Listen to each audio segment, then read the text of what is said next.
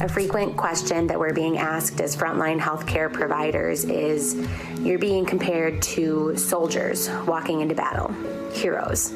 Is that how you feel? And my answer has always been no. This is our job. I think there is overwhelming pride in the staff that we take these patients. I think there's pride that you tell people this is what I do. I told the staff early on when I met them in interviews, nursing is not for sissies. There is nothing easy about this work, but it will always be worth it. We have seen how unfair this virus can be, and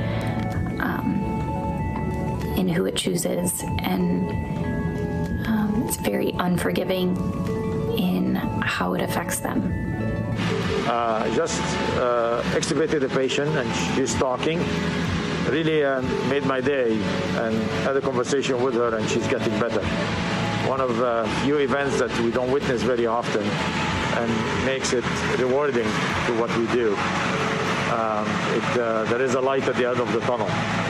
It's just been an unbelievable watching, staff who don't otherwise work the hours and the days that they do, coming in day and night after night to help and make sure these people get treated.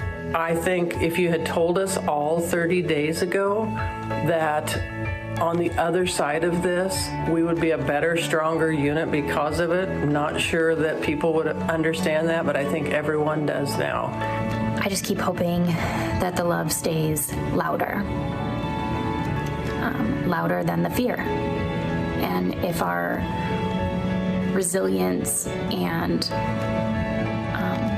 our desire to do good and to care for each other is bigger than our anxiety, bigger than our anger, bigger than our disappointments, then we're going to be okay.